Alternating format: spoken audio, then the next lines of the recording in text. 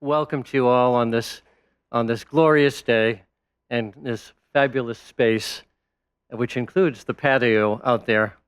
And thanks for coming to our symposium, Environmental Poetry in the Time of Climate Crisis.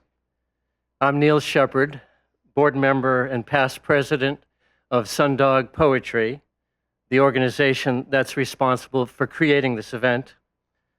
I'd like to start by thanking our major sponsors, Vermont Arts Council, Vermont Humanities, Phoenix Books, and especially Mary Jane Dickerson, co-founder of Sundog, whose generous bequest helps us go forward with all our poetry programs. Thanks also to our media production partner, the Media Factory, for live streaming and recording today's event. And thanks finally to Champlain College for hosting this event.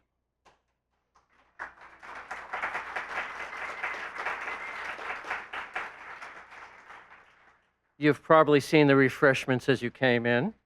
More will be forthcoming at the break after the poetry and prose readings. We do have use of the patio over there. It's a good day to take your food and drink outside. If you're looking for the restrooms, they're just outside the entrance to the foyer on the right. And finally, I'd like to remind you to now silence your cell phones so we can focus on the luminous words of our 5 readers, Alison Hawthorne Deming, John Elder, Jody Gladding, Jane Hirshfield, and Nalini Nadkarni. So you should have a program, but let me briefly introduce the symposium schedule anyway. We'll start with the readings of environmental poetry and prose, and this will go from now until 3 o'clock. Then we'll have a break for refreshments, book sales, and broadside sales, and book signings. And then we will reconvene at 4 o'clock or so to hear the panel discussion, which will explore the interplay between poetry and science and how both disciplines write about the natural world and the ongoing stresses upon it. The panel will go until roughly 5:30, after which our panelists will stick around until 6, sign more books, answer questions, and generally revel in the afterglow. Yeah. So about this symposium title, Environmental Poetry in Time of Climate Crisis, I don't have to tell you what a time of crisis it is for the environmental movement and for the environment itself, from record heat waves to unprecedented flooding in Vermont, as well as extreme drought that we're having right now, to the decimation of the environment by human actions and inaction, by the dismantling of environmental regulations and programs by our current administration in Washington. How do we write about these diminishments and die-offs? How do we convert our fears and sorrows about the continuous destruction of nature into words that spur a sympathetic response to the more than human world, that illustrate our connection to and our dependence on its survival, our fate inextricably tied to its fate? How do we convert all of this raw data and raw emotion into meaningful action? Our 5 featured writers today will shine a light on this moment to describe their ongoing efforts to give voice to the natural world, to talk about commonalities and differences in their scientific or poetic approaches to environmental concerns, and how best to integrate and assimilate these bases of knowledge. We hope by later in the day, we'll have some answers you can take home with you that will spur you to significant action. For now, sit back, or rather sit forward, and get ready for some incredible prose and poetry. And so I'm now going to turn it over to our current president of the board, Meg Reynolds, who will tell you a bit about Sundog Poetry and add a few words of her own about the symposium And after that, Meg will introduce our first reader, Alison Hawthorne Deming. Meg? Thanks.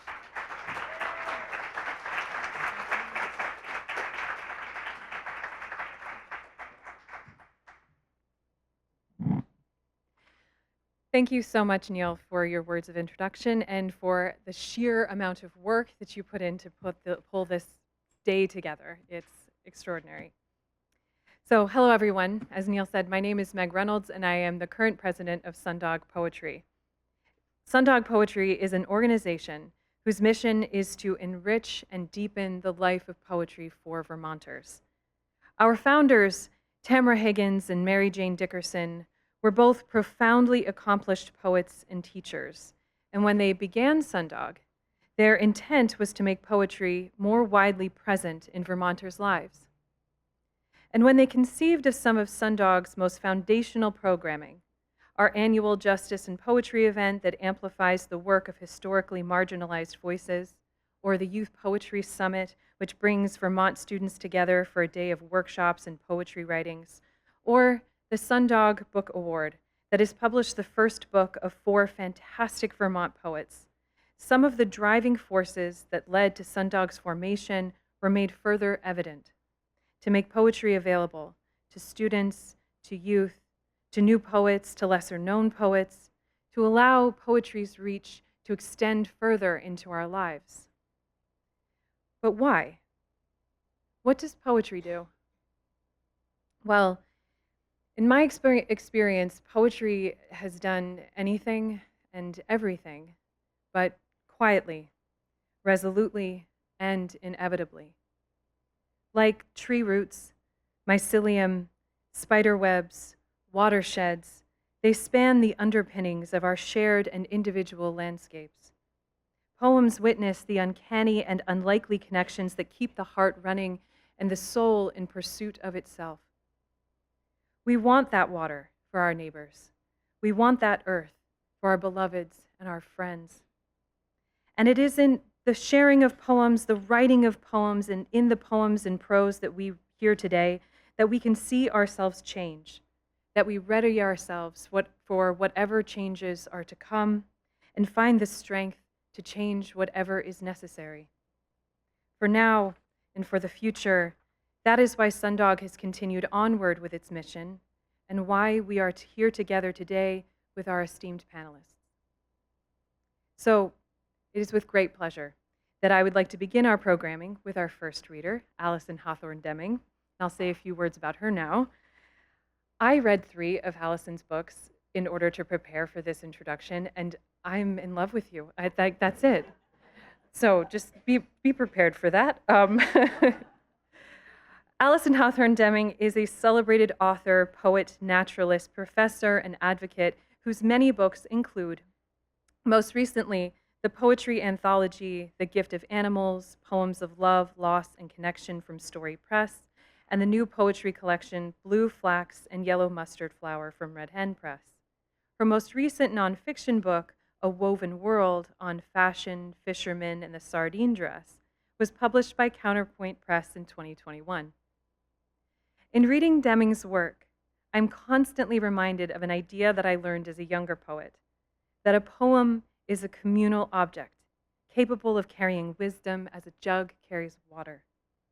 Her work is dense with story, information, images, heavy laden with all that can be known of this world by a mind as attentive and elastic as hers. The effect of her work is entirely different from some of the rote learning I did in childhood. Because the information comes to the reader in poems and in the unquestionably lyric quality of her essay writing, it fastens in the mind like a memory, as though it could have a scent. The carefully articulated animals of her poems and essays have populated my dreams of late, and it is an astonishing menagerie. I am starstruck and grateful that she is here. Everyone, please welcome Alison Hawthorne Deming.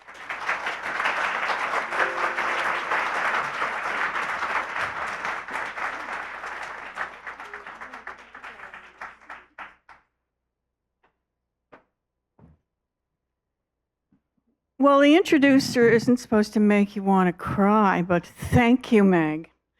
I'm so delighted to be here with you today with my beloved colleagues. My gratitude to Neil and Drew and Meg and everyone who brought us here for this important gathering, which I hope will be nourishing, inspiring, and thought-provoking for you. So I'm going to read some poems. I thought I would start with a poem. It's from an earlier book. It's from a book called The Monarchs, a poem sequence, because this was the moment in my life when I realized that I absolutely needed science in order to understand the natural world and to write anything about it. I'm a 10th generation New Englander. I went out to California. I had a fellowship at Stanford, and which was pretty great because I was a college dropout. And someone said, "Oh, you should go see the monarch butterflies that are spending the winter in Santa Cruz at a Natural Bridges State Park." And I said, "What?" And that was the first time I learned that monarch butterflies, the ones in the West, are migrating to coastal trees in California, and the monarchs in the East, as far north as Ontario and New Brunswick, are migrating to the mountains of central Mexico. So they inspired this whole book. And I hung out with scientists. I went to the refuges in Mexico with lepidopterists who specialized in the monarch butterfly. So I'll read you one poem that's from the sanctuary down there, which now has been greatly devastated because of the drug trade in the mountains. There's one Spanish word here, and that is vigilantes, which is like vigilantes. It's the watchers, and these were foresters who retrained to be what we would call like a forest ranger or a naturalist guide in the monarch forest. In Mexico, where the eastern monarchs gather for their winter sleep, a tide of fluttering orange and black sweeping over the border and into the trees of the central mountains, there is such hunger that the campesinos, though their mothers and fathers believe the butterflies are spirits of the dead returning, must cut the forest for fuel and cropland, brush smoking, burned pits of stumps, scrawny pony, burro, tethered in the cut corn. So much of the sanctuary has been lost that experts have begun to issue the usual decrees. How many years to go before centuries of habit genetically sealed in butterfly cells will be gone? In the lofty remains of the cloud forest, vigilantes guide the pilgrims under the dark canopy of ancient trees and into the wind of butterfly wings. In the heat of the afternoon, monarchs come down from their sleep to huddle on the edges of streams and meadow pools, trembling to stay warm, and they sip, then sit, then fly off until the air is a blizzard of orange. The pilgrims watch quietly. Lines of school children from Mexico City, scientists from Texas and California, old women in rebozos leaning on the arms of adult sons.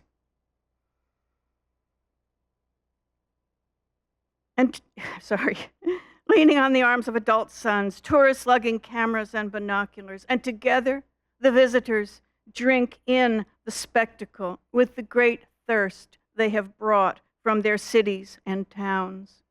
And it is a kind of prayer, this meeting of our kind, so uncertain about how to be the creature we are, and theirs, so clear in their direction. So I thank the monarchs for bringing me to science and making me realize my poetry needed it. And that hanging out with scientists is wicked fun. So the rest of the poems I'm going to read are from this new book, Blue Flax and Yellow Mustard Flower. I'm not going to read the poem from which the title derives, but it refers to agricultural fields in North Dakota near Minot, where there are bases where our nuclear weapons are sitting under the ground ready to be launched, and missileers who are training to send them if need be. And it's a most bizarre experience to go there and see the astonishing beauty of these fields with blue flax and yellow mustard flowers blooming, and know that under the ground lies this terrible potential for violence. And it seemed a really great metaphor for where the United States of America is right now. But I don't want to take you there today. I want to take you to the Galapagos Islands. 2 poems from the Galapagos. Whatever lives on Isabella, Fernandino, Santiago, flew or swam or drifted on a mat of weeds and landed on hardened lava, ropey swirls of rock, motion frozen but apparent in patterns left on black ground, where only one plant, a spindly reddish-yellow lacework, cares to root.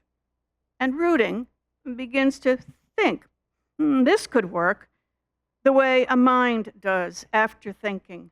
I'm done. There is nothing left for me to say or do or love in a world of wounds. Then some little tendril reaches out from the split seed that a seabird has carried by accident in its webbed foot, and a story begins and branches out and finds the light and doesn't care how little rain will fall as long as it has a place to fix itself and sift the mist that blows inshore, thanks to the music of the spheres. Or maybe as the tendrils grow, they find the hostile place has become a home, and the seed has redefined the word it was, because all it ever wanted was to begin again. And so, iguana. Oh, sure. 1 or 2 beady-skinned monsters, ridge-backed, long-clawed, blunt-headed, might have made it floating from Ecuador on a broken tree limb.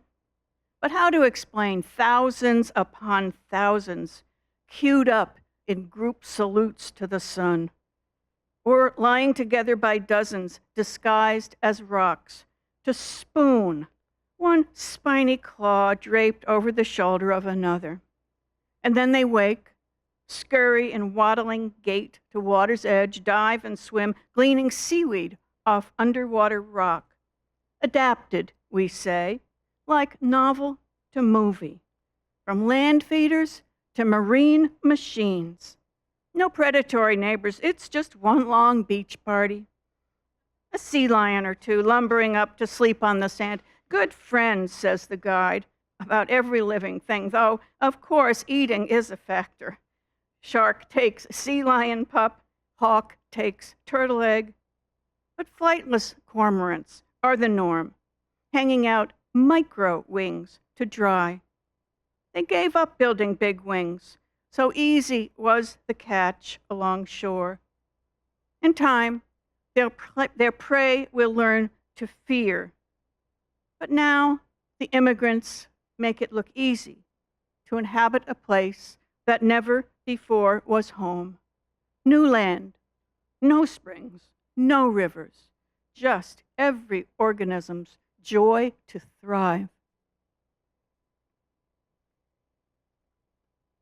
So, thanks. So I was extraordinarily lucky and honored when the science writer Davis Sovol invited me to give a poem to her for the Scientific American. She, as you may know if you read Scientific American, that there's a feature called Meter, so every issue now has a poem beautifully presented with graphics.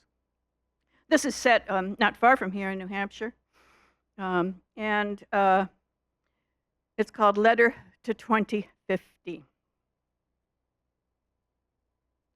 The Squamscott River grew lazy in early summer. Muskrat rose and dove, heron swept the air and landed, and hemlocks that had survived another century's practice of harvesting their bark were thriving. Some suffered beaver girdles and the predation of woolly adelgids, but still the pileated woodpeckers found what they required in the snags.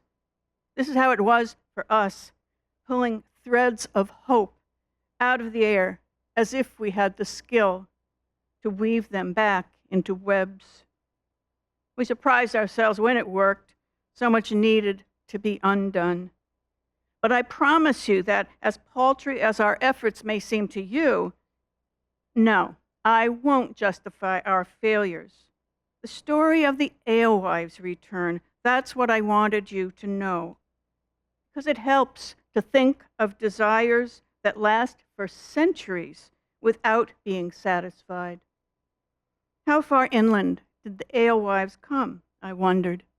The dam removed after 300 years. And in the first year, they came in a rush. Locals could hear the gulls gathered in the estuary in their joy, and the alewives swam and swam to the reaches of their ancestors. 11 miles and 300 years of appetite for place their genes remembered and knew how to find. The Abenaki offered a welcome back ceremony, and fishers gathered, human, cat, and bird, to feast. And the memory that had been thwarted for centuries became a fertile flow. So I spend summers in the Bay of Fundy and have since I was a child. That's between New Brunswick and Nova Scotia. And Bowdoin College has a scientific research station on a little island off of the little island where I stay, on Kent Island Scientific Station, that's been there since the 30s. One of the species they study is the Leach's storm petrel, a fabulous little pelagic bird that only comes to land during its breeding season. And of course, like so many species that we've come to love, they're diminishing. But still, the study of this particularly wonderful little bird has been going on. It's actually, I think, the second longest continuous study by the same team of any organism in the world. So it's a remarkable data set. And beyond the data set, they're just incredibly awesome little birds. So 2 little poems from Kent Island. Navigation of the Leach's storm petrel. Science wanted to know what they know. Sooty little tube-nosed ocean runner, fork-tailed forest burrower, night wanderer, transient in the sweet musk of woods. How do they find their way? What's their sense of place? Do they know a sense of belonging when they return from a year at sea to breed in the forest where they hatched? Or is it just work to repair the burrow? They stagger around at night on forest paths. They don't understand the land, but they need it. A man who studied the colony for half a century took some petrels to Ireland to see if they could find their way back. First bird returned before the man did. Was it 9 days or 13? Do the numbers matter? When the bird just knew. Its inner compass reading longitude and latitude, skirting ocean swells to arrive where it knew it should be. And this is in the voice of the petrel chick that has been born in a deep burrow under the spruce forest and waits to have its food delivered from its parents who go back out to sea to gather it. Petrel chick. What did I know, lying in the darkness where I had hatched? At first, I loved the smell of loam, musk, the dampness of the underneath. Then came a fishy smell, though what did I know of fish? Bill to bill, my lunch was served. I had no control over where I lived, when or what I ate, but sufficient to my status as a puff of proto-feathers, the meals kept tunneling down from the spot of light at burrow's end. I knew to raise my mouth to what arrived. I had no idea what I was or what I was meant to be. Ridiculous, I know that. I should have a voice. Sleep and eat and roll over in the earthen dark. That was life, until I grew so blubbered I could barely turn in my sleep. I squeezed out of that earth hold when I caught the open ocean scent that told me I had wings, and I was gone into sea-spangled spume and sky. Gotta love that bird.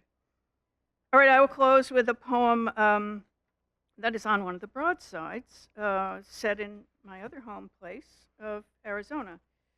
A poem harkens to the environmental peril of the time, as we're all experiencing it in our various places. This is called The Buck. The Bighorn fire came within a mile of my house. It owned me for weeks. The smoke stopped my daily walks and kept windows closed day and night. Go bag ready, I watched the mountains, fire line brilliant orange against char of night, as the blaze snaked along the ridge in its advance, closer and closer, then farther and farther as crews turned the fire, driving it away from our homes. The buck made his way from dug firs to townhomes, over 4-foot brick wall to my bird bath. I caught him on a field cam after my Swiss chard and lettuce were chomped to the nubs. I couldn't picture what creature could wreak such damage. And when I imagined the cost for him to grow the 6-point rack that shone in the photo like branches of a moonlit tree, when I imagined the thorny scrub he'd fed on as he'd fled his range, and then his pleasure, finding tender green leaves new to his palate, soft on his lips, yielding to blunt teeth, I felt the fool, no, criminal, for thinking him the thief, when our kind has stolen nearly everything from the animal world. Thank you. Thanks.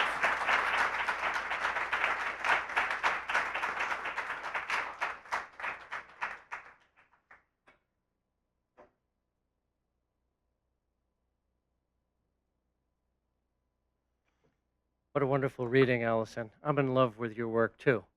And I almost hate to move you along, but let's see. I think it goes like this. Yes, I'm also in love with John Elder's work, who I will introduce now. John is a man of many talents and explorations, from Irish flute playing and maple sugar making to wandering the Italian hillsides and the Bristol cliffs of his hometown in Vermont. Today, we're particularly interested in the way he has read and interpreted the landscape of the Green Mountain State, exploring what it is that constitutes wildness or wilderness, especially in the long settled northeastern United States. And yet, John Elder argues wilderness has come back into our part of the world, alive in the interplay between wild and settled communities.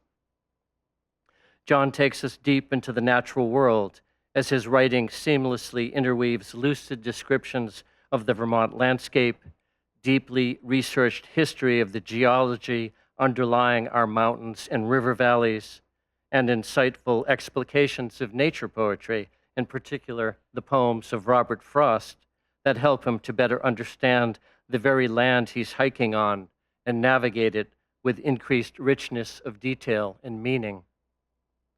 You can find a full biography of John Elder in our program pamphlet, but it's perhaps worth noting here that John was a much admired professor at Middlebury College for many years, with a joint appointment in English and environmental studies, and he made the study of both literature and nature his life's work. Beyond the far reach of his many books of prose, in particular, Reading the Mountains of Home, which is just fabulous, and Imagining the Earth, Poetry, and the Vision of Nature, which was a landmark work in literary ecology. He is also co-editor of the enormously influential Norton Book of Nature Writing. Please welcome John Elder.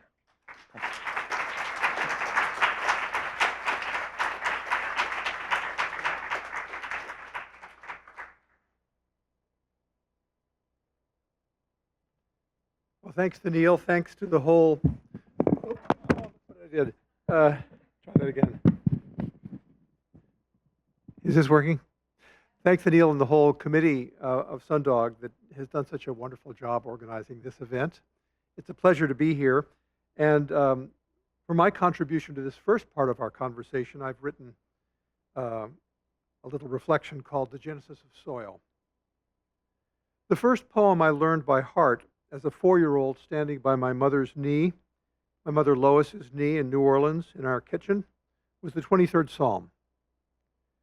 She taught it to me line by line in the sonorous language of the King James Bible. I've carried the cadences of this prayer with me for 75 years. It's a mainstay in the midnight rotation of poems to which I now turn when awakening with a worried mind. Moving very slowly through one or another of these can call me home to equanimity. Increasingly, I also seek help from poetry in sustaining clarity and composure during the daytime. Our truly beautiful but unseasonably warm October afternoons, accompanied by persistent drought conditions and patches of dead trees amid the gorgeous fall foliage, flood my heart with such aching confusion. In meditating on the role of poetry in the face of our climate crisis, I'd like to dwell with you briefly in two poems. One of these, Gary Snyder's For Nothing, was written a decade and a half after Bill McKibben's 1989 publication of the epical book, The End of Nature. Emily Dickinson composed Ashes Denote That Fire Was 124 years before that book. So neither of these poems responds directly to the climate weirdness now preoccupying so many of us. What they do both accomplish is to elevate readers' awareness of natural wholeness through a remarkable degree of scientific specificity in their imagery and vocabulary. Such passionate synthesis is what we require now. Grief for devastating losses to the larger community of life must be accompanied by determination to step through grief into carefully weighed action. One rainy afternoon in the spring of 1974, 13 students and I were sitting around a table in Middlebury College's Old Chapel, reading For Nothing together. It had just been published in Snyder's signature volume, Turtle Island, and I had immediately put it into the syllabus for this new class on contemporary poetry of nature.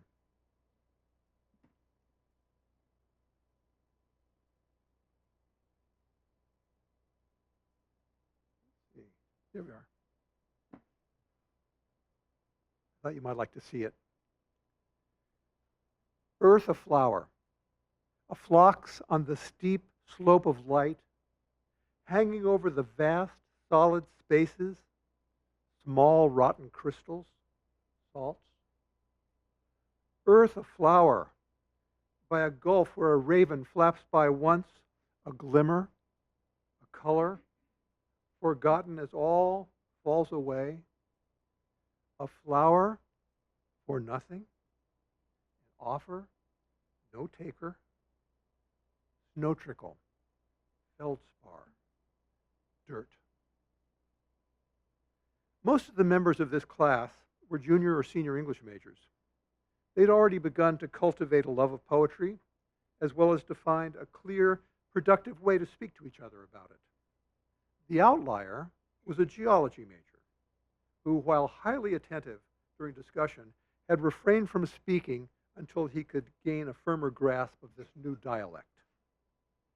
As we approached the end of our class time, though, when his fellow students had already made valuable comments about the shortness of Snyder's lines and the absence of complete sentences through which he approached the grammatical openness of classical Chinese poetry and of Japan's haiku tradition, they'd also connected the miracle of a single alpine phlox rising from monolithic grayness with the photograph of our blue earth blossoming against the profound blackness of space that had been taken by the Apollo 17 crew in 1972. The wholeness of the poem, with its evocation of this earth, our home, was crystallized when our geologist made his first comment of the semester. His colleagues were visibly galvanized, both by hearing his voice in that room at last and by the authority with which he spoke. Rereading the final line aloud again, no trickle, feldspar, dirt, He then added simply, the genesis of soil. Snyder's depiction of vast solid spaces poised beside a vertiginous gulf gain heft from this scientific perspective. Granite is an igneous rock, its surface shimmering with the crystals of feldspar, mica, and quartz that are produced in the cooling of magma. The word feldspar, anticipated by Snyder's earlier reference to small rotten crystals, salts, both expands the poem's lexicon and maps a path of awareness into the shining particulars of this planet, the place where we conduct our lives. Such clarifying concreteness is similarly registered in the raven. It flaps by not merely as a tonal device or literary illusion. In addition to being seen, it is itself seeing. This is exactly the terrain where Raven likes to ride up on a thermal in order to inspect hikers carefully progressing along a knife-edge trail. After an assessing look, and in my experience also after often uttering a single dismissive croak, it would glide back off into the gulf. So much changes when we recognize that there is sentience throughout what David Abram calls our more than human world. Emerson wrote in his long essay, Nature, that, and I'm quoting Emerson now, the ruin or the blank that we see when we look at nature is in our own eye. The axis of vision is not coincident with the axis of things, and so they appear not transparent but opaque. I believe that an important function of the scientific language and observations in a poem like For Nothing is in fact to realign our vision with the axis of things. The alkaline crystals melting into the melting of the snow bequeath the friable conditions in which a flower can germinate. The four short lines coming immediately before snow trickle, feldspar, dirt, both echo the title and point to another aspect of the poem complementary to Snyder's scientific precision. A flower for nothing, an offer, no taker. One unavoidable emotion here, especially in the present moment of climate crisis, is sadness about our careless disregard of this phlox of a planet blooming miraculously in space. So many of our fellow creatures are being damaged, especially by our heedless consumerism. In McKibben's 2025 book, Here Comes the Sun, he sums up both our wastefulness and our long dependence on fossil fuels as a bad habit of burning things. But he also offers encouragement by describing the unexpectedly rapid development of renewable energy in just the past 2 years. The beauty of the phlox is at once a rebuke to technological and economic carelessness, and also an inducement right now to pursue a different course. The words for nothing and no taker are more than occasions for shame and grief. As a Buddhist, Snyder finds in nothing, with its associated Zen expression, don't know mind, a liberating alternative to the selfishness and suffering of circumscribed individuality. Snyder's title, For Nothing, can thus also be read as the poem's dedication and as an invitation to the reader to cultivate a more inclusive and responsible way of being in the world. 2 years after the publication of The End of Nature, Joanna Macy brought out her classic study of Buddhist practice and environmental activism, World as Self, World as Lover. After describing the many grave ecological challenges we face, she writes, this is quoting her now, the enterprise is so vast that there is no way to judge the effects of this or that individual effort, or the extent to which it makes any difference at all. Once we acknowledge this, we can enjoy the challenge and the adventure.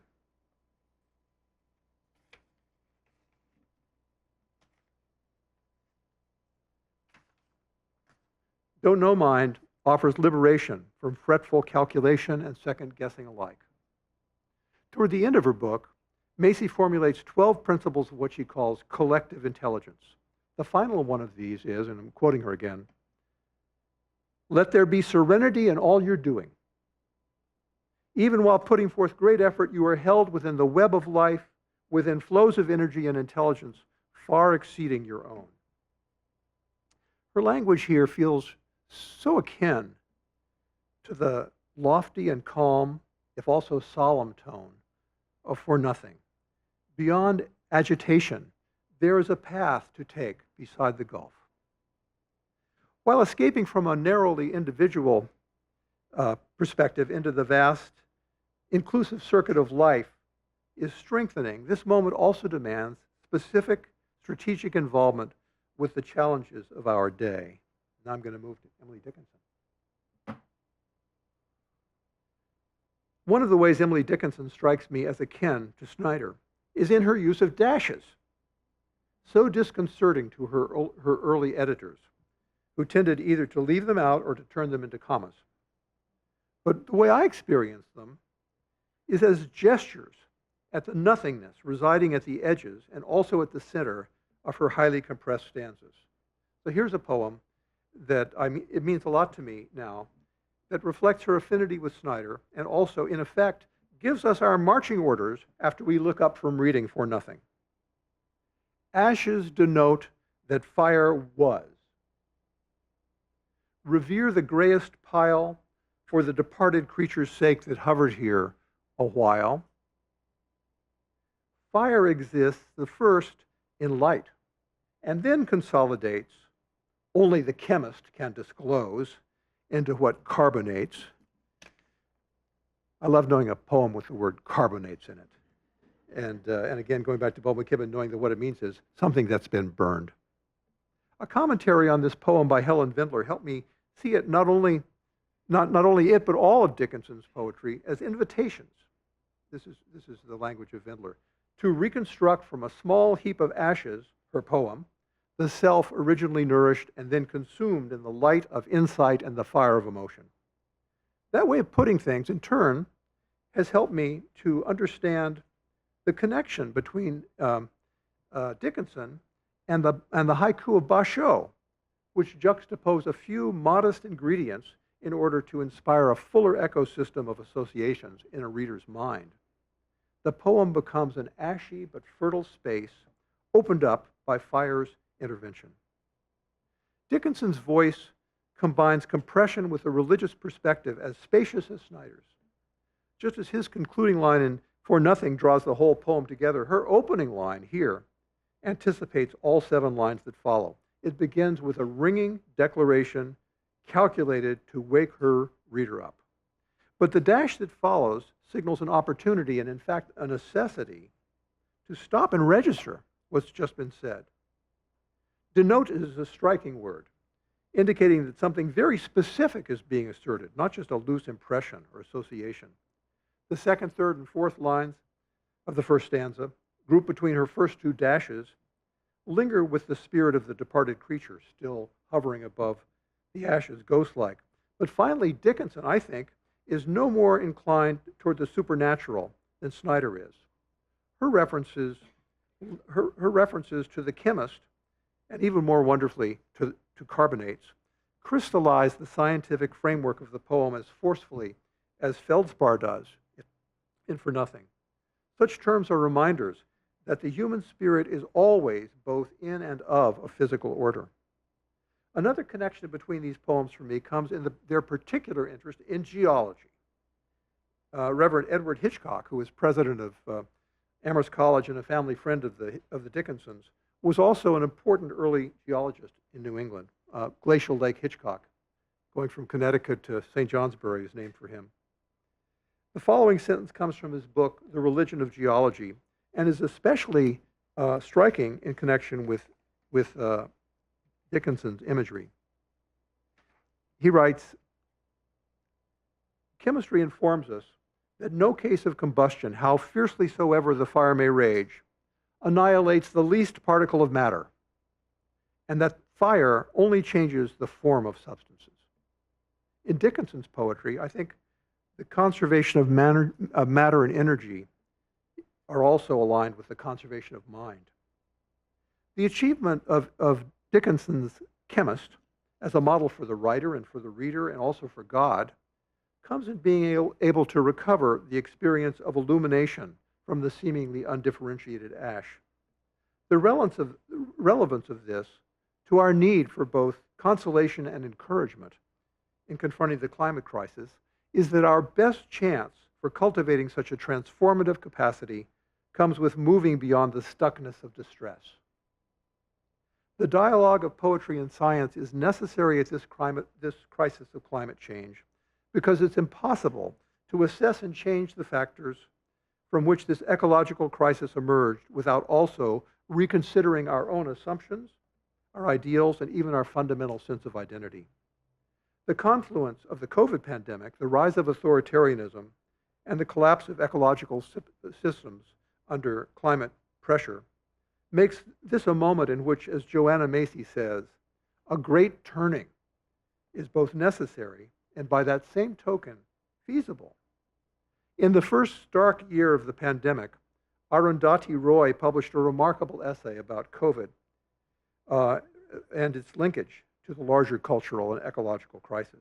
She wrote, "The pandemic is a portal, a gateway between one world and the next. We can choose to walk through it dragging the carcasses of our prejudice and hatred, our avarice, our databanks and dead ideas, our dead rivers and smoky skies behind us, or we can walk through lightly with little luggage, ready to imagine another world and ready to fight for it." This is the challenging promise of Snyder's and Dickinson's poems. To read deeply is to set out on a path of discovery, leading through a landscape of reversals. Poetry can end up confined in a cave of subjectivity, while science, if too slackly voiced, can take inadequate positive or instrumentalist approaches to great problems, as if they were outside ourselves, as if they could be dealt with by solutions not requiring changes in ourselves. But poetry charged with scientific awareness can light up the turnings that follow from the discovery of wholeness within loss. It can help us make our way through the precarious terrain of our charred and still flammable lives. Thank you.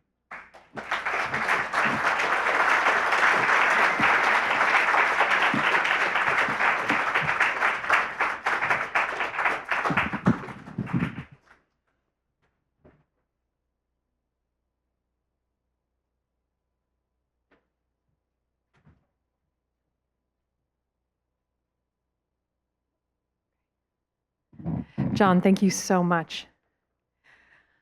I have the pleasure now of welcoming up our next reader, Jody Gladding.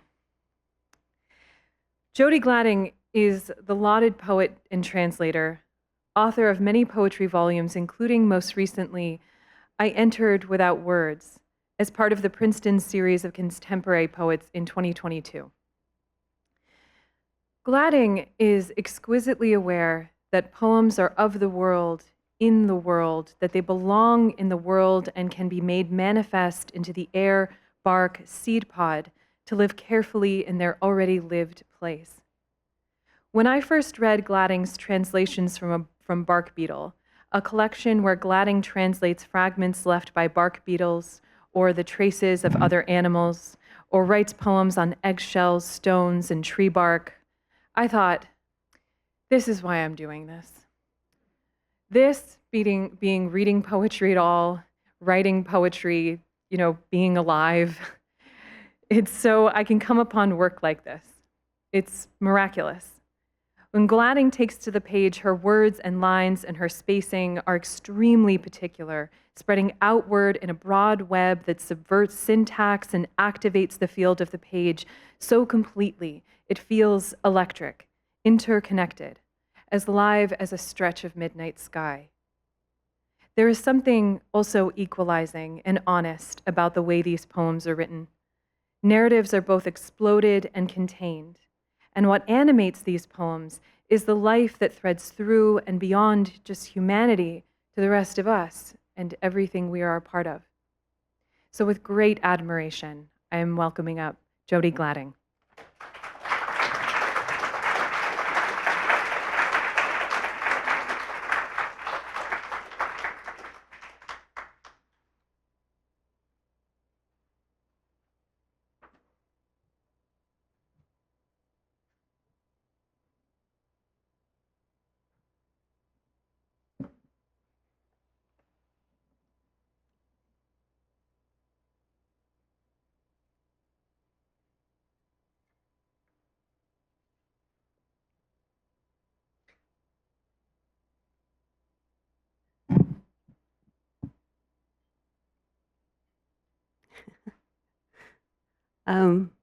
Thank you, everyone, for being here. And thank you, John, and thank you, Allison, and everyone else. This is the sonogram of raven calls.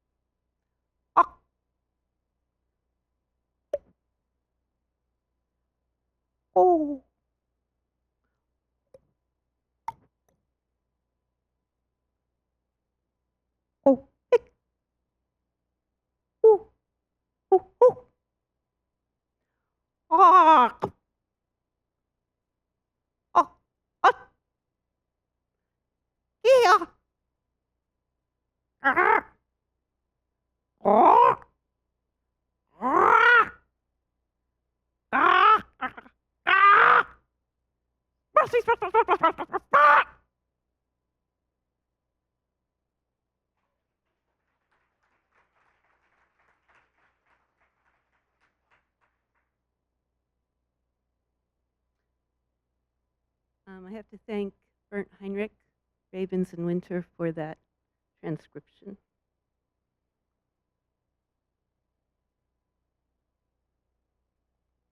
The origins of bark beetle as a written language. This is the original that I was translating for this poem. I'll put it right here. You can read along.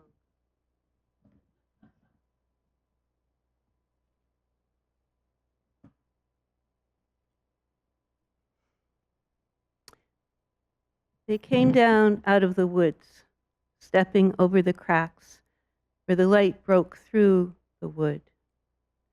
Wood, said one, and they remembered how to name the matrix was also to address it. They practiced walking off their anger.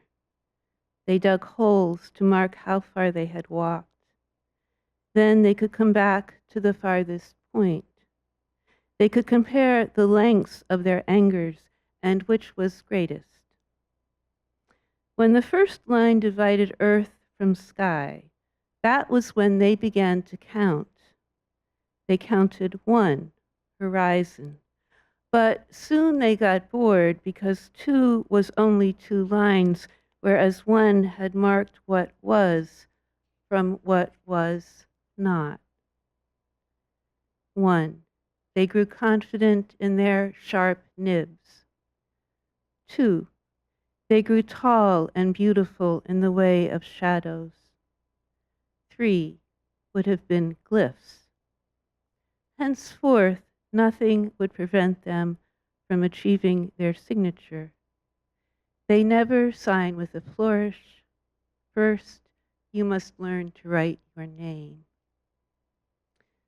And there's a translator's note to this poem. This translation takes some liberties with the original, which appears to be a very early form of bark beetle.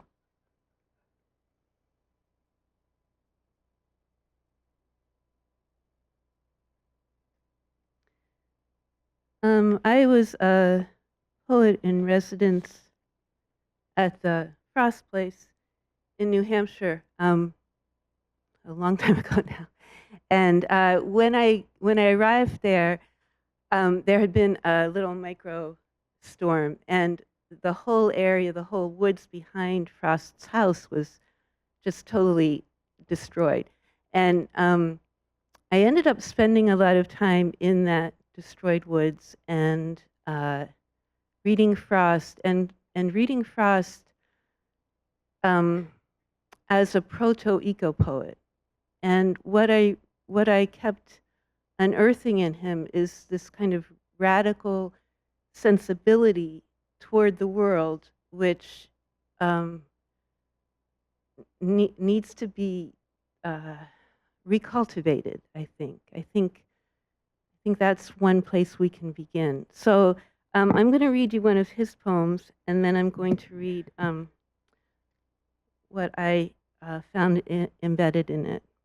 And this is the last section of a longer poem of his called The Hill Wife. This section is called The Impulse.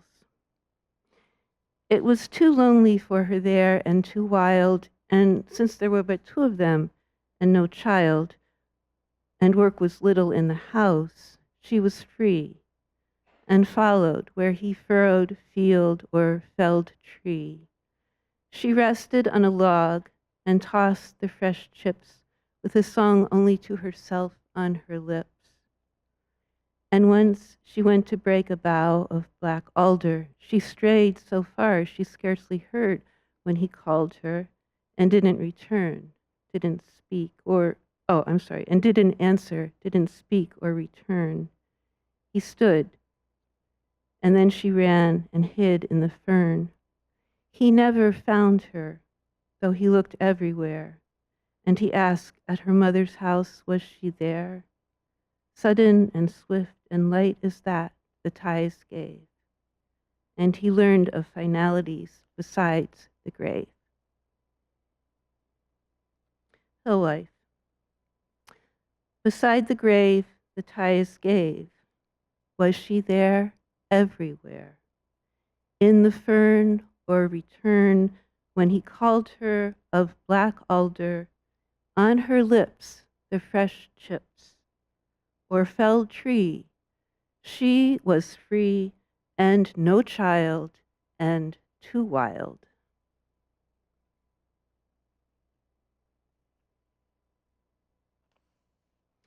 And that she keeps showing up in poems after that. I'm going to show you a couple of the broadsides that our local broadside makers generously made for us. This is from Kelly McMahon,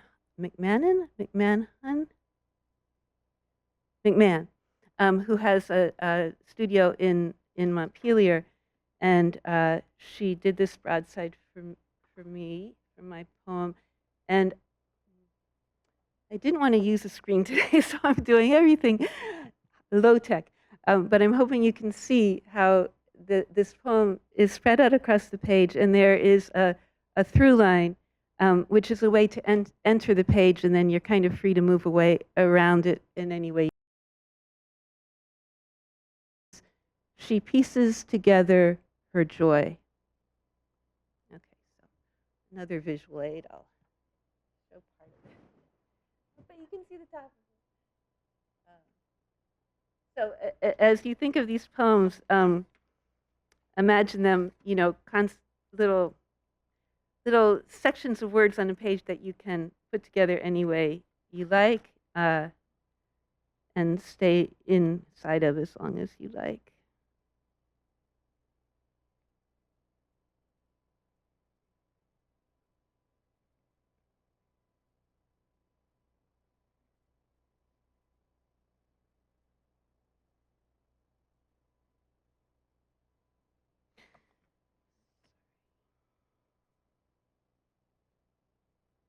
Okay.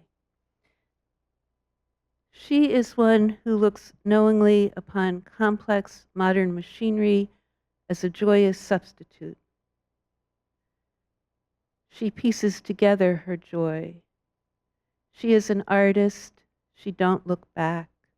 An artist starts from the selvage of blue sky, wetland, old growth. She threads through. She is one who looks to remnant species as an artist from the selvage of wetland.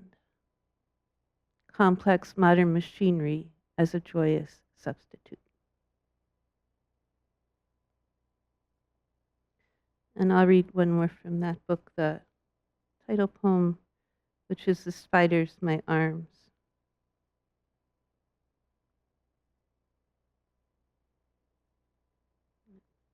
What this one looks like.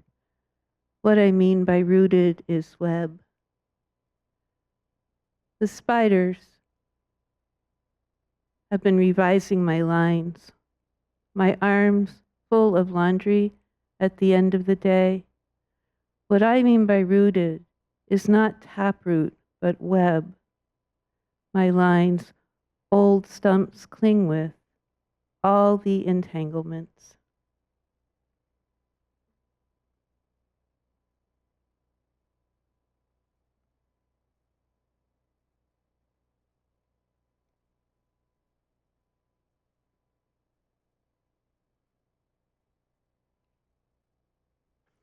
And this,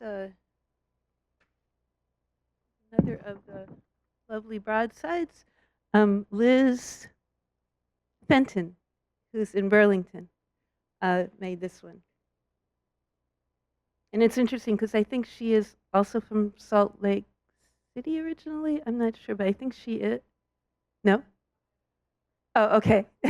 Anyway, it's about an arroyo, which, there are no such things in this neck of the woods. But I was interested that she chose this poem because I think a bit because it might be more familiar landscape. But this is Space is Not Matter. And then everything else goes around it.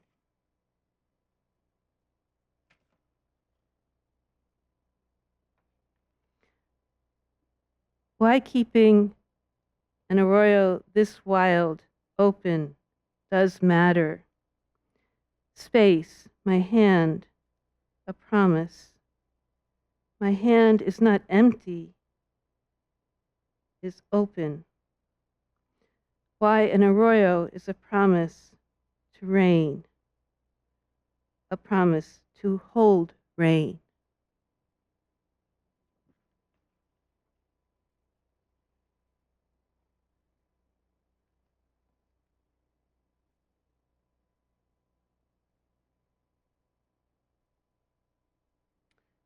I'm just going to read one more.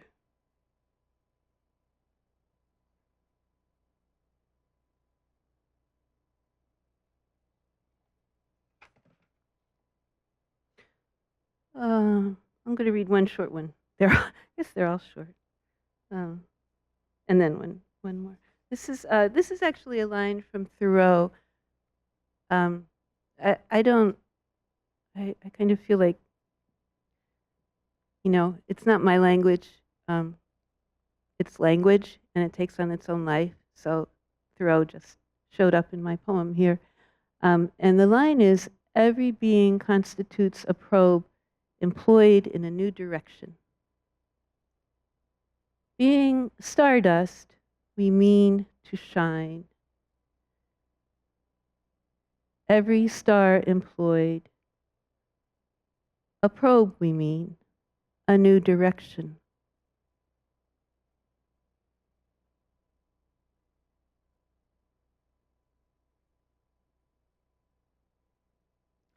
And this is our young register damage in radiant flesh.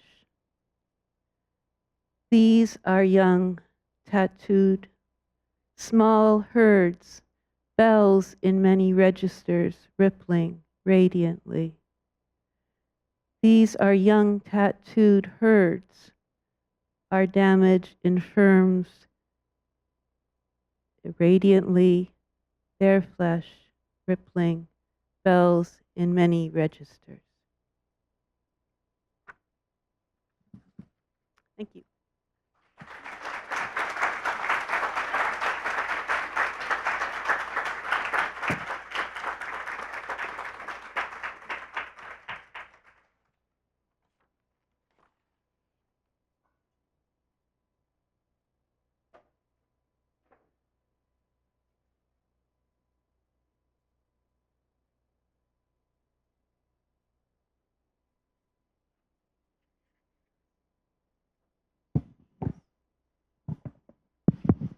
Hold it with two hands, and when it comes out, it's Thanks, Jody.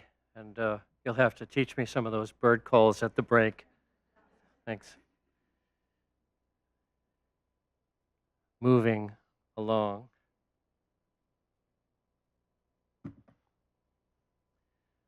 Our next reader, Nalini Nadkarni, is a forest ecologist and professor emeritus of biology at the University of Utah. She's also been named an explorer at large by National Geographic, billed as Queen of the Canopy, and is currently on a 3-year tour with them, talking about trees, in particular how she climbs into forest canopies in Costa Rica or the Pacific Northwest to study epiphytes. She has published many scientific papers and scholarly books on forest canopy-dwelling communities, and these projects were supported by the National Science Foundation and the National Geographic Society. She's also written several books for lay people like me. I think there are a lot of scientists here. That's why I don't say like all of us. And she's trying to reach a wider audience than is traditionally accomplished by scientists. Her books, such as Tree Notes, inspired by her acclaimed weekly NPR science program, and her book, Between Earth and Sky, can tell you almost anything you want to know about trees and their uses, from the material to the cultural to the spiritual. Her books are both knowledgeable and passionate, practical and philosophical, and even political in this age of environmental crisis, trying to generate a new urgency and human responsibility for our stewardship of the planet. Of particular interest to us today is the way Nalini Nadkarni addresses the intersection of science and art, arguing that we need both the factual data from science and the intuitive wisdom of the arts to generate interest and action from a wide-ranging audience in order to save our planet. Please welcome Nalini Nadkarni.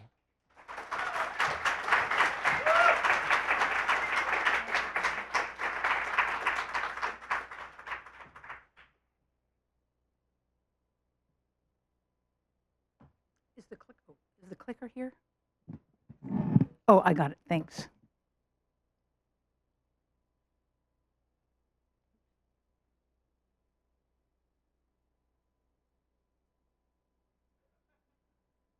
There we go. Well, yesterday, I drove my rental car to Vermont from participating at New York City's Climate Week, which is a gathering of hundreds and hundreds of forest policymakers, finance people, activists, artists, scientists, and the general public.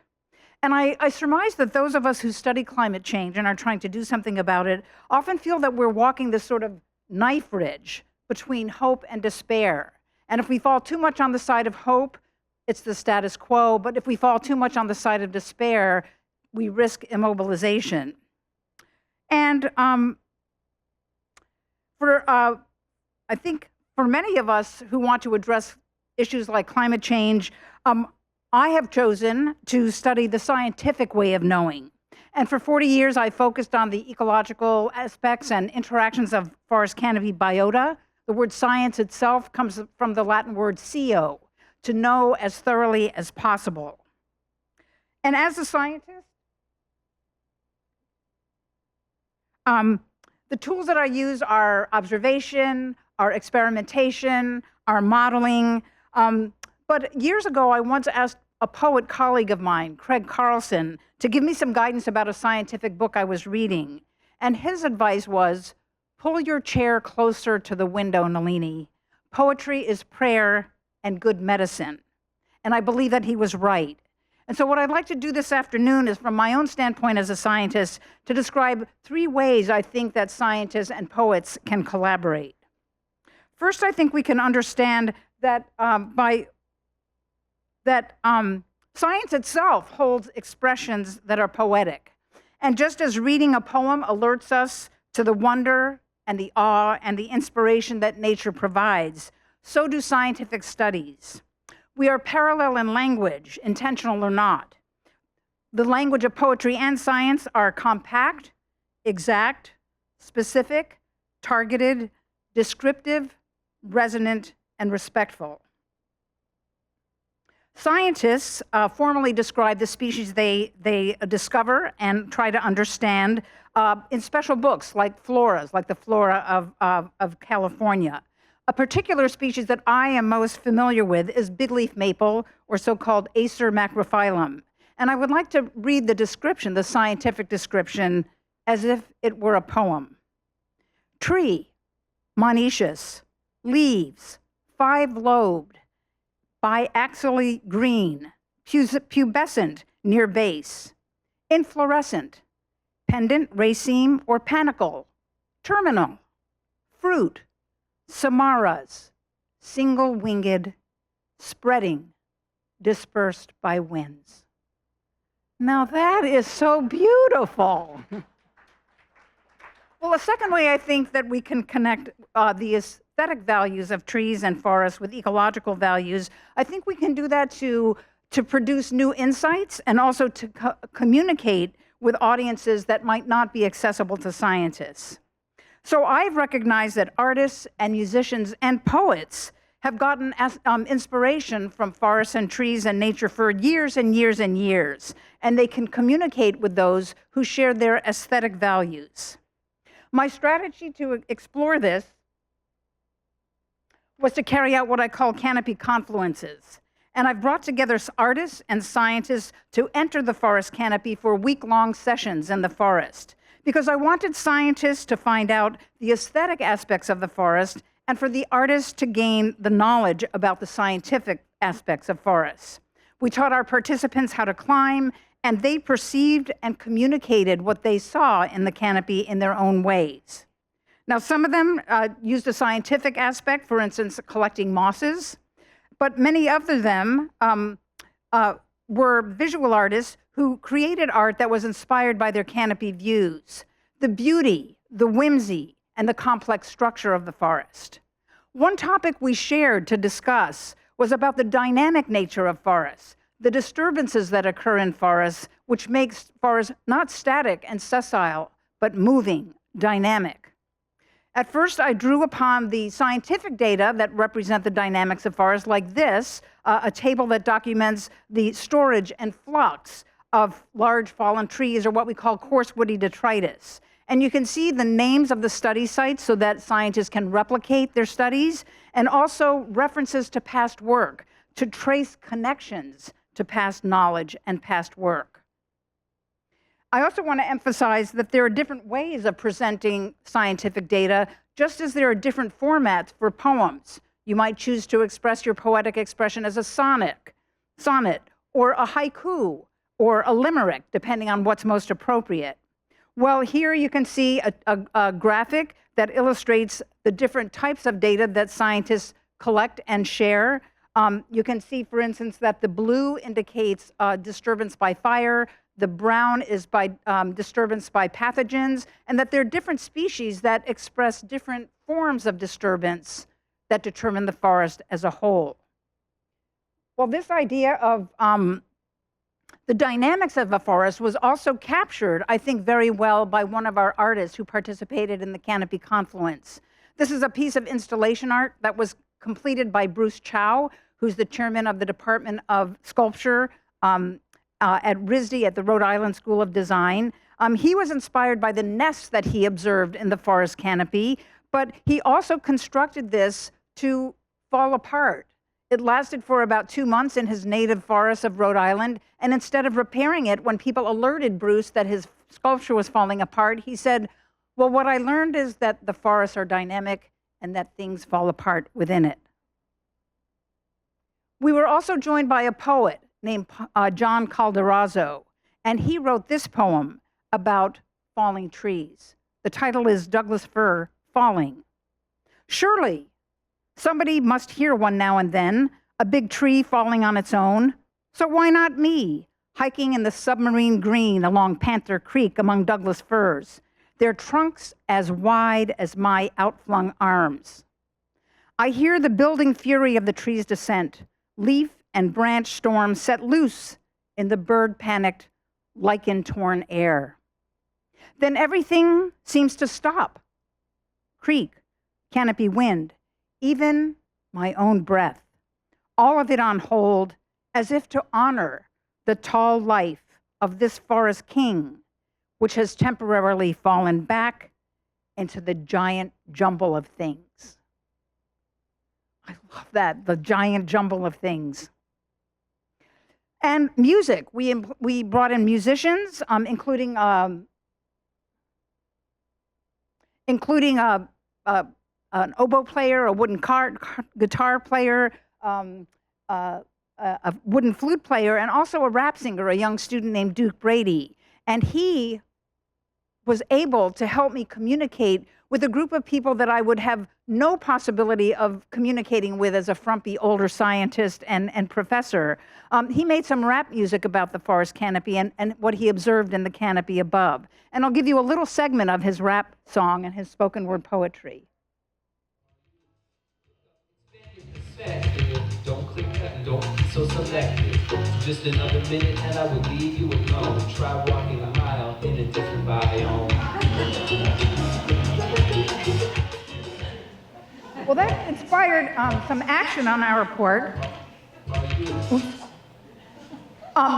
I realized that the urban youth that were hearing those songs really were inspired by that rather than the scientific work that I might present with my scientific articles. And so we started a program called Sound Science, where we brought groups of at-risk youth to our college campus. We hired a professional rap singer named Caution, who brought those kids together to make their own canopy rap songs, their own forest rap songs, their own spoken word poetry that illustrated the experiences that they had in the wild. And that has led me to try to bring nature and science education to those people who live and work in the most nature deficit of habitats in our country. And those are the over 2.2 million people, adults who are incarcerated, and the over 50,000 youth who are incarcerated. I started this in Washington State with what we call the Sustainability in Prisons program, but has now spread to other states like Oregon and Utah, Nebraska, Alaska, and Ohio. So we bring scientists to give lectures about their research to people who are incarcerated in state prisons on any topic from trees to astronomy to zoology. That led also to conservation projects. We collaborated with nature and conservation groups so that we could train the inmates to carry out the growing of endangered species like the Oregon spotted frog, the Taylor checkerspot butterfly, endangered prairie plants, and building nesting boxes for the American kestrel, which is declining across North America. The success of this program with adults who are incarcerated also allowed us to start work with youth who are incarcerated in juvenile detention centers. And there we were really able to work with them. Many of them had negative experiences with science and science teachers, so we realized what worked best was to bring collaborations together, to bring a scientist partnered with an artist or a poet so that they could get involved with both environmental as well as aesthetic information and ways of expression. And one of the things I'd like to share with you are the poems that were written by these students. They express to me both despair and hope. These are the haikus. Nature's house of cards stacked so precariously, when one falls, all fall. Another haiku that expressed some despair was, gigantic ice blocks, here since before time started, we make them fragile. But there were also haikus of hope. Sparkling web of life, tattered, hanging by a thread, let's weave it new. And a wonderful poem called Notice Now. Notice how we move through our days in the world. Notice that silly dwellers don't notice what is going on in rural life. Notice how many animals are going extinct, like the Hawaiian oh-oh bird singing his last song. Did you notice? But notice that many people want to make a change, to save the environment all around the world. Notice it's up to you to make that progress grow. Notice that we can do it. We have a voice, and it is powerful. Did you notice we can save the world? and this coming from students who live in this environment. Well, that leads me to the third interaction I think that scientists and poets can have, and that is this recognition and articulation of hope. And I actually found an articulation or an example of this articulation in a poem that Alison Deming wrote. In 1994, the title of it is Science. Do you even remember this poem, Alison? By Louisiana University Press. And it's about a scene at a high school science fair, and I'm just giving you a small part of it. A girl who knew it all made cookies from euglena, a one-celled compromise between animal and plant she had cultured in a flask. We're smart enough, she concluded, to survive our mistakes, showing photos of farmland poisoned, gouged, eroded. One other thing this brings into mind, the euglena girl won first prize, both for science and, I think, in retrospect, for hope. So I think poetry really does elicit that sense of hope. And I think it also articulates critical questions of ourselves that we in science may not be able to do with our tables and our graphs. And so for me, perhaps the deepest value of working with poets and poetry is its articulation of the feelings that scientists themselves have and what we harbor for what we study, which is passion and deep curiosity and a sense of stewardship of nature. We only reveal these very rarely when we speak with our scientific peers, when we rely only on the vocabulary of science. But poetry sets them free. So I would like to end with the work of another poet who has helped me understand and articulate what drives me, what drives us, to stay on that ridge between despair and hope. This poem is by a Bengali poet named Vijaya Mukhopadhyay. And what I really love about this poem is that it's from the standpoint of a tree. It's called Wanting to Move. Wanting to move. Continually, a bell rings in my heart. I was supposed to go somewhere, to some other place, tense from the long wait. Where do you go? Will you take me with you on your horses down the river with the flames of your torches? They burst out laughing. A tree wanting to move from place to place? Startled, I looked at myself. A tree wanting to move from place to place? A tree wanting to move? Am I then born here to die here?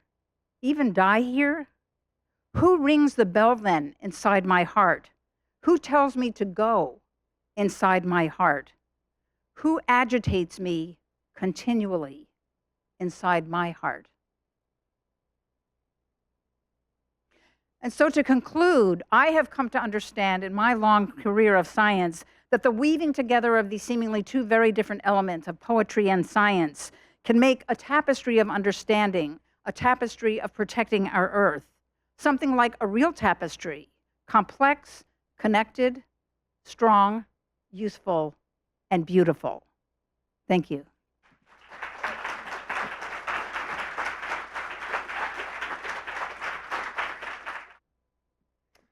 Hello, everyone. Thank you for coming here today. My name is Jard Denord. I'm going to be introducing Jane Hirshfield to you.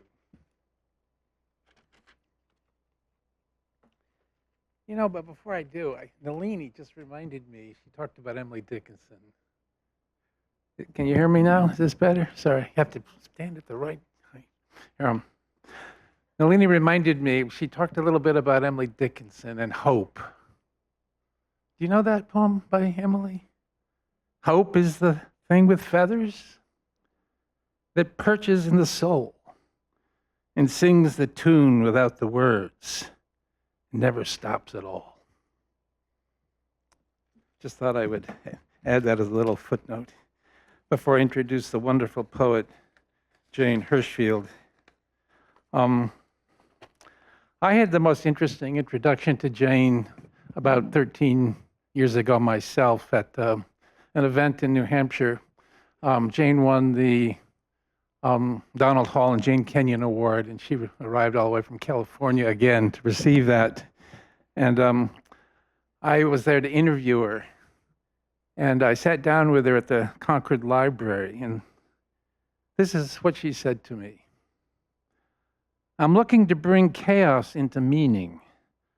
What's difficult isn't only what's obviously painful, the exposure of love, of being seen at all, of being open and seeing. Rilke's "Every angel is terrifying" is a feeling I recognize well. She was kind of interviewing me here. I can't even remember my questions, but this is what she said in her interview to me. Are you curious about the ending's exiled self or its bell? I'll choose the bell, which for me is somehow an image of a life's resident possibilities, or perhaps of a fate. A fate is sometimes lived out fully, sometimes not.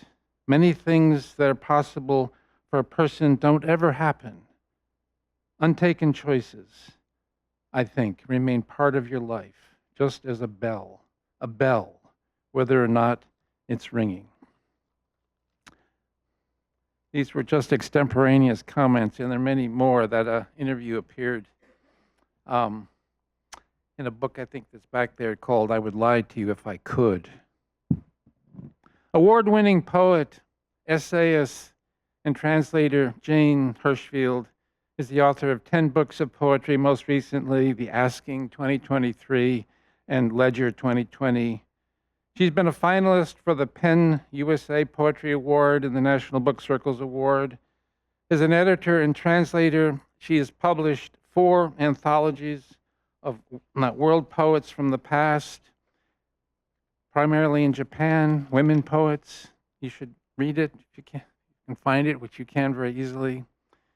It's not surprising that Jane loves to use the word assay, A-S-S-A-Y, for investigating what Walt Whitman called the main things, both animate and inanimate. Things she didn't know she knew until she assayed them, that is, determined their metal, mystery, and value. Jane is a national treasure whose poetry encounters a soulful character and voice that transforms her verse from thought, feeling, and meditation into enduring, universal, transpersonal expression in a time we all need to hear it. For it is late, which Jane knows, although she sits calmly, wisely in her study, gazing out at Mount Tam, the world, while listening to a still quiet voice that imparts news that everyone needs to hear. Jane Hirshfield.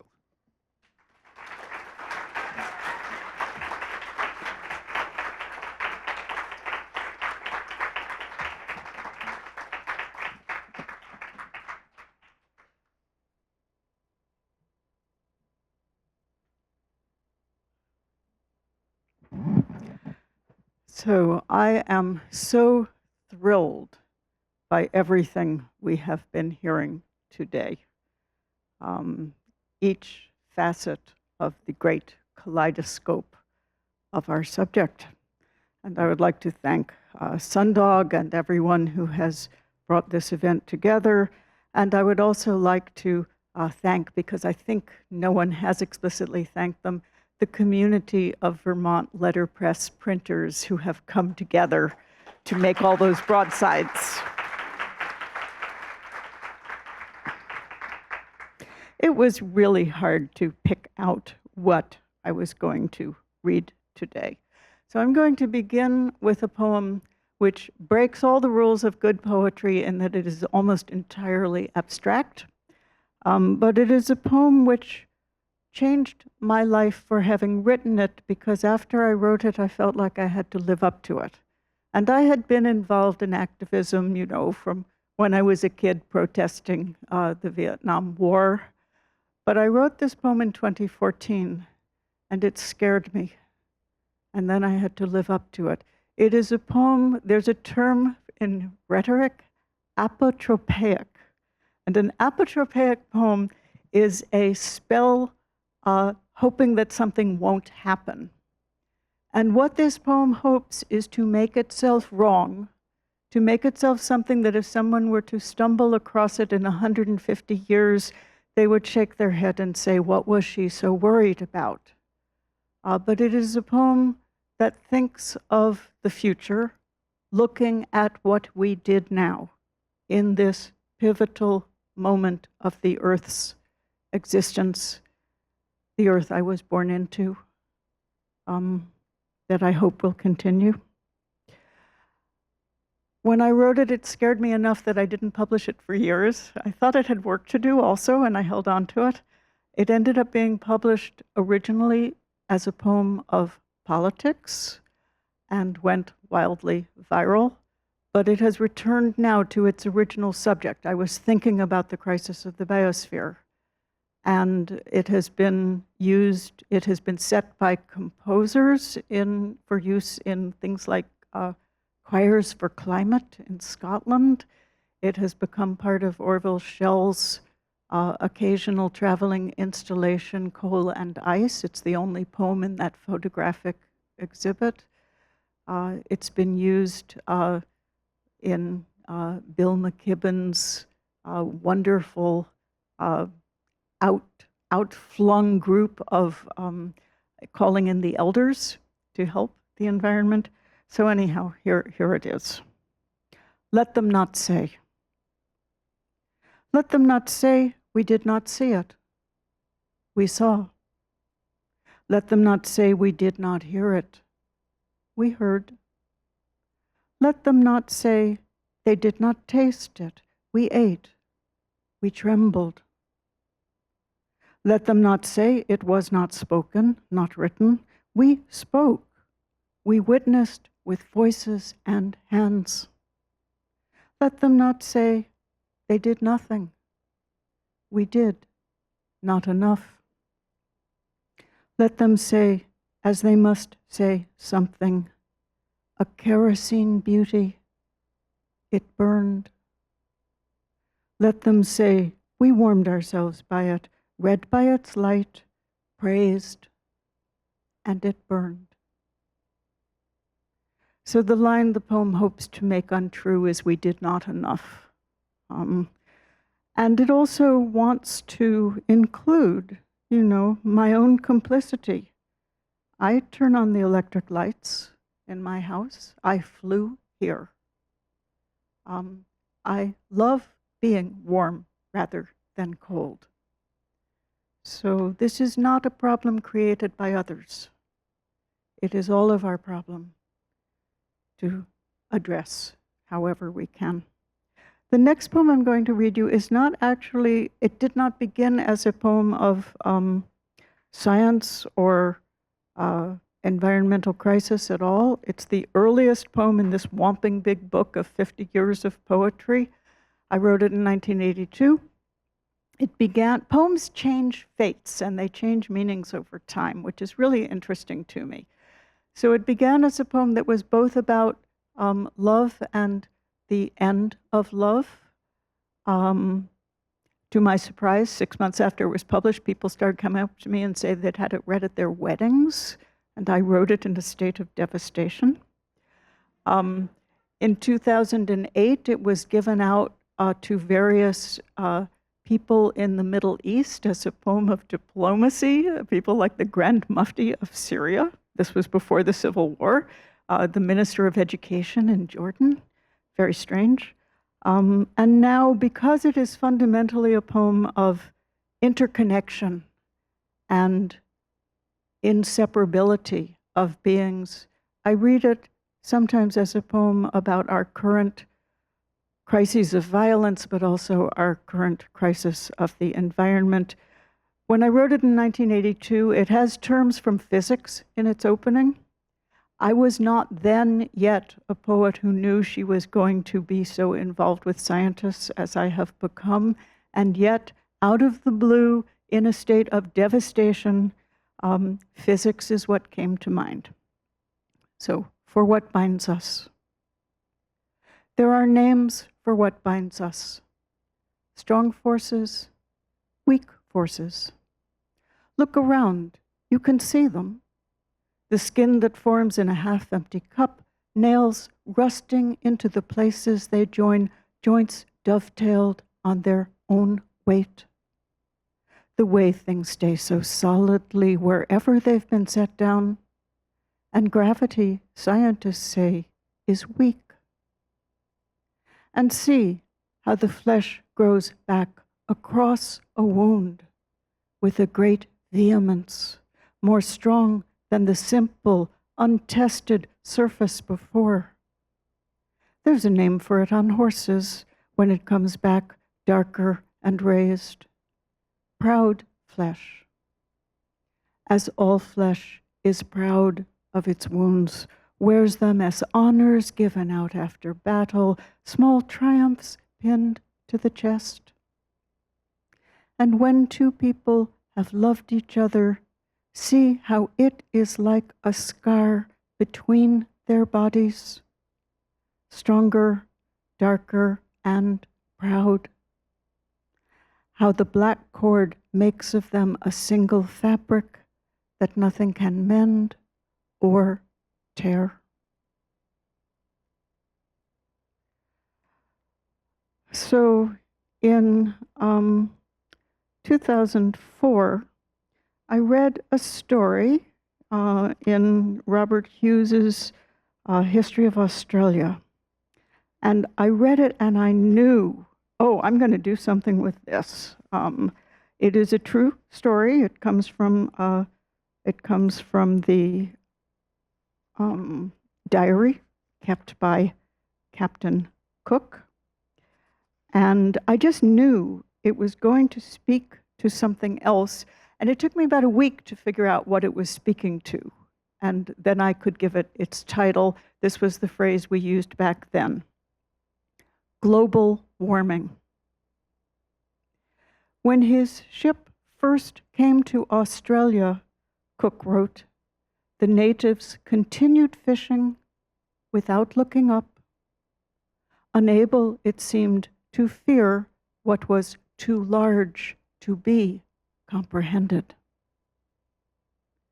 I was so troubled by the climate deniers that how can anybody who has children or grandchildren want to take the chance of this thing, which is not a chance at all. Even then we knew it was quite proven and true. And writing this poem gave me some compassion for them. It is too large for them to bear to comprehend. When his ship first came to Australia, Cook wrote, the natives continued fishing without looking up, unable, it seemed, to fear what was too large to be comprehended. I would rather feel compassion than only rage. Rage comes easily, but rage does not allow us to move forward. So a little later, not that long after, or no, a little earlier actually, this poem, it speaks in part in its course about something called crown shyness. You know, trees work out their difficulties with one another because they are not able to move. They do have to live with each other. And so crown shyness is the phenomenon where if a tree is growing too close to the crown space of another, Nalini is going to yell at me if I've got any of this wrong. This is my understanding of it. When a branch of a tree comes too close to the branch of a neighboring tree and it can tell the light is already starting to shift, it turns in another direction, looking for light elsewhere. So the poem is called Optimism, and it was written at a time, both two subjects equally present in my mind, I both needed to find some resilience in my own personal life, and I knew that resilience, in the biological way that word is used, is what we were going to have to rely on to get through where we are. It is not just our human actions that will save us. Evolution will also save us if we are saved. And even if we're not, evolution will continue. Optimism. More and more, I have come to admire resilience. Not the simple resistance of a pillow, whose foam returns over and over to the same shape, but the sinuous tenacity of a tree. Finding the light newly blocked on one side, it turns in another. A blind intelligence, true, but out of such persistence arose turtles, rivers, mitochondria, figs, all this resinous, unretractable earth.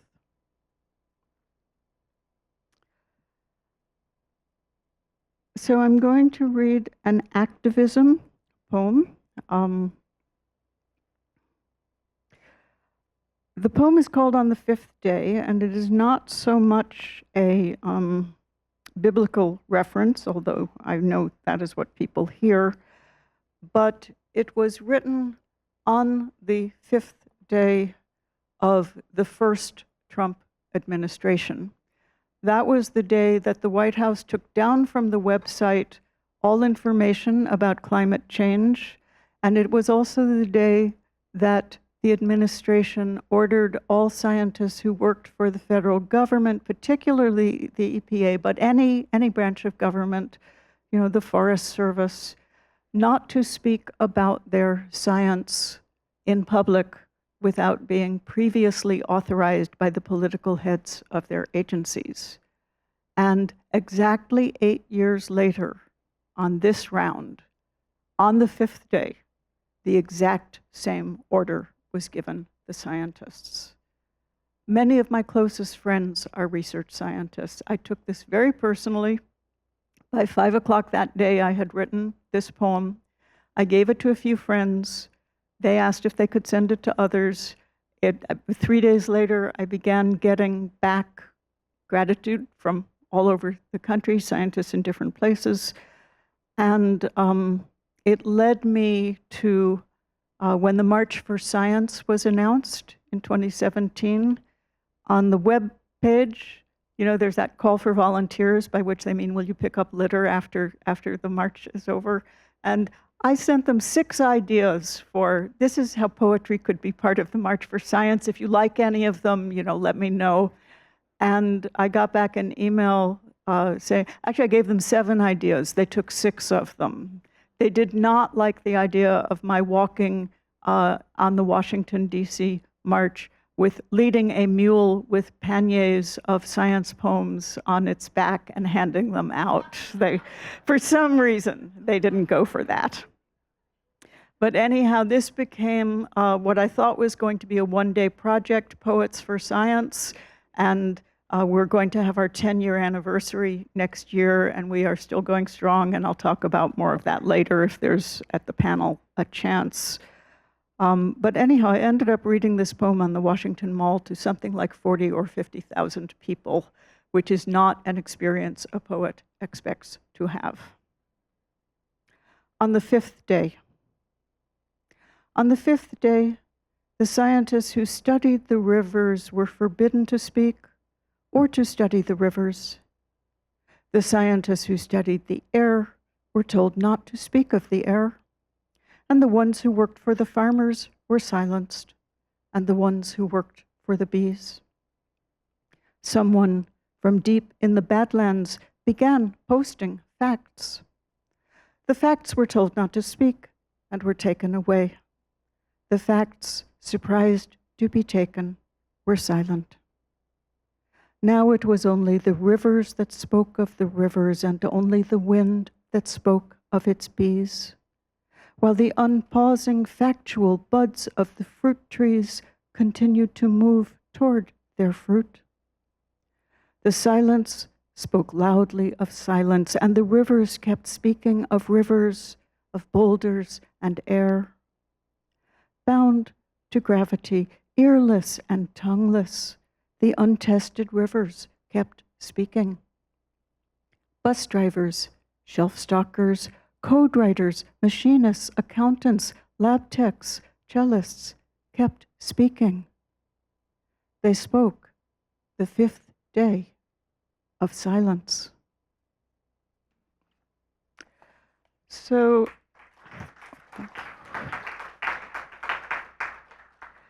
because time is short, I'll tell you what you're not going to hear. You're not going to hear, I had pulled out of my thing for the next reading I'm going to do, which is Sunday in Asheville, North Carolina. I have a poem with a big leafed maple in it. Sorry, you're not going to hear that, but it was in the New Yorker a couple of weeks ago, so it's findable online. You are not going to hear the Scientific American poem about mosses growing in the Mojave Desert, which is, not where I had known mosses could grow, and the science of how that happens was fascinating. And you're not even going to hear No Wind, No Rain, which I would have really liked to read. But I'm going to finish with one new poem because we like to read new poems. So this is a poem that I'll read it, I'll say something, and then we'll have our long-awaited break for refreshments. It's a poem of social justice and a poem of the environment and catastrophe because these things go together. They can't be separated. A single wool blanket. In the summer, I took the wool blanket off the bedding. In winter, I put it back on. A single wool blanket, plaid, of blue wool, red wool, and black, with a little yellow. In a world of summer and winter grasses, of sheep, of wool, of weavers. In a world where cries of a goshawk in June, of crows in December. What world was it? Tell me. What world in which some could so easily do this, add a blanket, subtract one, and some could not do this? We slept in it, painted it, moved its rocks and its rivers, ate as we could of its berries and meats, wanting to live. Careless, bewildered mammals, beheld and beholding, bequeathed to, betrothed of existence. And why I wanted to read that was to remember that it is love which causes us to act. We work to save what we love, what we care about. And that is the marriage of the passion of science and the passion of poetry, to remind us what we are bequeathed to and betrothed of, and how much we want to leave that for the future. Thank you. Break, eat, feast, be merry.